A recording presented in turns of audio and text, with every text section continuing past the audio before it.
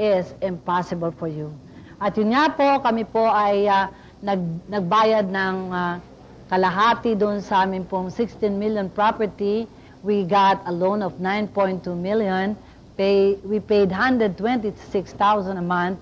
Pero never na nagkulang po kami, nagkapos. At laging pinoprovide ng Lord parang floodgates, hindi ba, Brother Froy? Oo, tuloy-tuloy talaga. Hanggang sa tayo ay nagbayad kasi meron sinabi si Lord sa 1 Maccabees 11. Sa 1 Maccabees 15. Pero this time sa verse 8, sabi doon, all debts, present or future, due to the royal trust shall be cancelled for you now and for all time. There you are. So, wow. Kinancel niya lahat yung ating debt. Kakancel niya. So, pinaniwalaan talaga namin yun. At pumunta po kami sa BPI na kung saan nag-loan kami. At pagkatapos, medyo nagalit yung mga taga-BPI dahil... Siyempre, na-penalize tayo. Na-penalize tayo 53,000. And ang nakatutuwa po dito, sabi sa amin, i-restructure yung loan about August.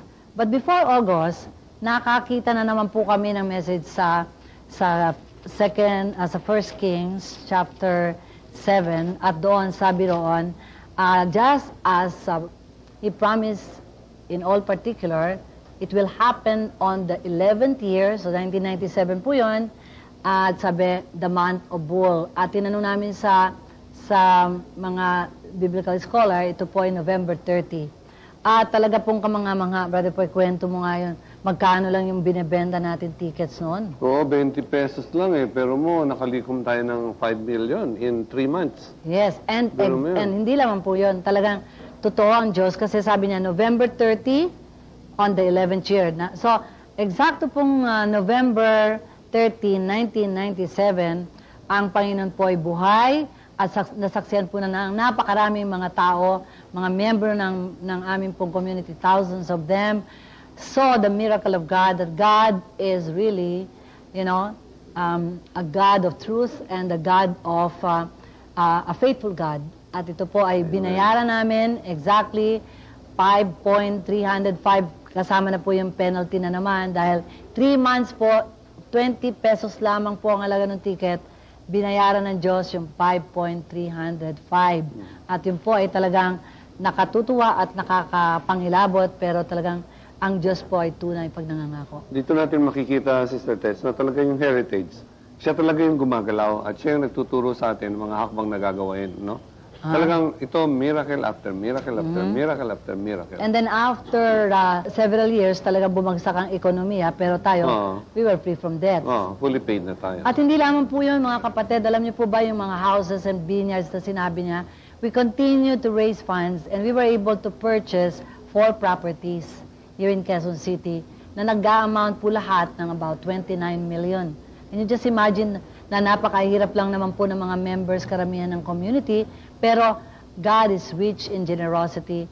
And tulad po ng mga anak niya, we must also be like God. Kaya very generous din ang mga members ng Lord's Flock at nabili po namin yun na investan. Until nung 2 years ago, a year ago, binigyan na tayo ng go signal ng Lord. Sabi niya, to build. Na madali na ninyo na mag-build. Ito po yung nasa 1 Chronicles 24. At ngayon po, nakikita po natin kung hanggang sana po ang kapangyarihan ng Diyos. At ang arkitekto nito, si Brother Froilan, is a lofty. Ano ba ibig sabihin ng lofty? Magnificent. Kasi yung description ng lofty, ginamit yan sa Gothic architecture. Yun ang description ng Gothic architecture. Ayun. So, napakaganda, no? So, kami po ay nagpapasalamat unang-una sa lahat ng mga tumutulong, sumusuporta ng gawain ng Panginoon. And don't forget, brothers and sisters, sa Acts 20, it is more blessed to give than to receive. At marami pong pangangailangan sa gawain ng Panginoon, kaya yung pong ibibigay ninyo, itutumbasan po yan ng Panginoon.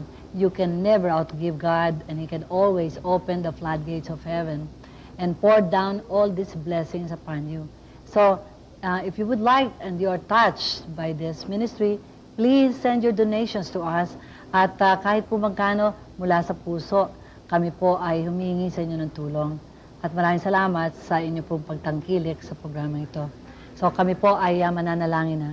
Sa ngalan ng Ama, ng Anak, ng Diyos Espiritu Santo. Amen. Panginoon, makapangyarihan ang iyong mga salita.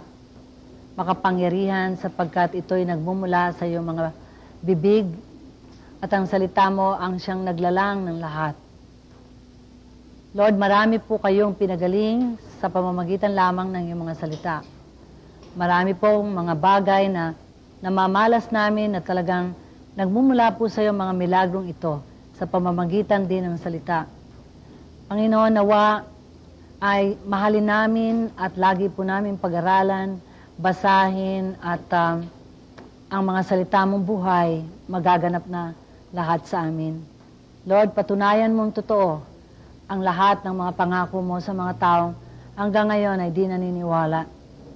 Panginoon, ipuin mo sila sa umagang ito at idampi mo ang kagalingan sa kanilang lahat.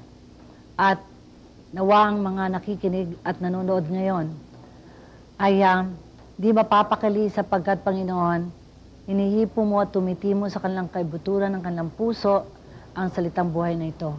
Inaangkin namin na sila pong lahat ay natanim na ang salitang buhay sa kanilang mga buhay at ito'y kauuhawan nila at sila'y makakatagpo. At ito po ay ang isang personal na relasyon sa inyo. Samo dalangin namin ito sa pangalan ng iyong anak na si Jesus. Amen. Amen. Sa ngalan ng Ama, ng Anak, ng Diyos Espiritu Santo. Amen. So kami po ay pansamantalang magpapaalam at alam namin kayo po ay marami na namang inspirasyon na nakuha at tandaan nyo, laging magbabasa ng Bible at i-claim, i-possess natin ang mga salita. At siyempre pa, sundin natin. At dito lamang po nyo yan na pag-aralan sa pinagpalang palatuntunan ng Panginoon ang Signs and Wonders, Power of the Word.